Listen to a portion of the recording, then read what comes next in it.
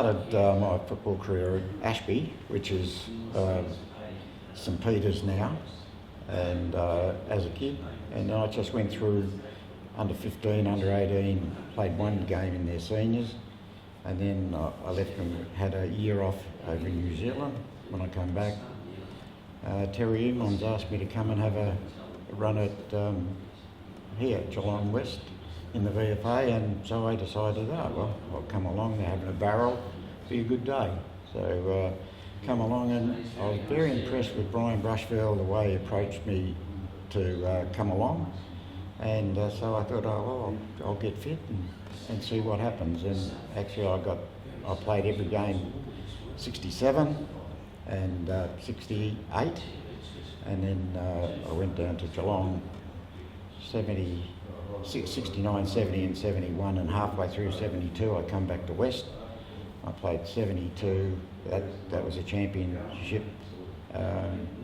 Then 73 and 74 played here, and then I went over and coached Hobart, playing coach in 75 and 76, and come back to here, and I coached as a playing coach Newcombe on 78 and 79. That was the last of my playing games, and then I went down and coached the seconds at Geelong. I'm not quite sure how that all come about, but I finished up there for 3 years, and then I come back here to West for the next 3 years, and that was the end of my football playing and coaching. Well, that nickname come because my mother's born in Australia, and so was my father, but my mother and father were Lebanese.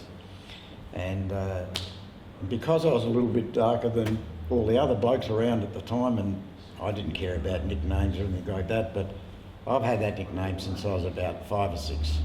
And just the young fellas that I mucked around with at the time just started calling me Darkie, and it just continued on all the way through. Yes, well, most of the position that I did play was in the centre or ruck rover, and I think my best thing was that I was pretty quick, and especially with the VFA when there's only 16 aside, no wings, there was a bit of space around for you to make position and get out on your own, and if you had the ability to run a bit quicker, in my case it worked pretty good. But that's the main positions that I played here, and right through my career it was always a similar position on the ball, centre there, except when I went to Geelong I played most of the game on the wing and half forward flank or rover. Well, I think if I was going to describe my coaching is that I never cared about stats. I wasn't one of these fellas that worried about it when I was at Geelong that they'd do all stats, but I didn't care about them. I never took them to a meeting. I never did anything with them because I felt that people are getting kicks by just flicking the ball over and running past and getting another stat. So my whole idea was of coaching was that if the players had to be team orientated and they had to be there for their teammates at all times. So I just feel that my coaching was that I just wanted the players to enjoy their game, but also to be committed to what the team wanted, and also to get fit, but enjoy it. Yeah, in 1968 we were premiers. That was under Brian Brushville, who did a very good job. We brought in a few local players, and they really gelled. But I think the good part about being at West was that after the game there was so much enjoyment between the players, and I think that that was the reason that why the players played so well on the Sundays, because most of them worked, so they didn't have a lot of time to themselves, so Sunday night was a pretty good night. And that 68 grand final we played Williamstown, coached by Max Papley, who I played on. He played in the centre and so did I. We had a great game, but I think we scored 22 goals and they scored 21. It was a fantastic game of football. Then again, when I come back in 72, I come back halfway through the year. The side was going good because they hadn't lost a game. Billy said that I wouldn't probably get a game because the side was so good, but he did play me, and I played the rest of the season and we were champions, and that was a fantastic year. And the same thing happened Sunday night after the game. The boys used to get together, and they were a terrific, friendly bunch of fellas. Well, for the VFA, really as a player and a coach, just made it so much easier for the younger players that weren't asked to go down to Geelong or had aspirations of playing in senior football. This was a good stepping stone for them, which proves that, you know, the Browns and Brett Steers and David Manson and many others that have come through West. And it's a lot harder to be able to come from the Geelong district, which is what we are here, to VFA to VFL. And the stepping stone is always a fair bit, but to go from VFA to the VFL, it made it so much easier if you wanted to have aspirations of going and playing VFL. But the VFA was just a great play, 16 men aside, open up the game, good spectacle, great players, so much enjoyment for the people. We used to get some fantastic crowds here coming along to watch that type of football. And I think the VFA, I wish the VFA was still available for the younger players that are playing in the local area to come into to Geelong West, play for Geelong West, and with the visions of playing VFL. Well, the best players that I've been asked this question a few times, but because it's been over three separate periods, 67, 68, we had some fantastic players.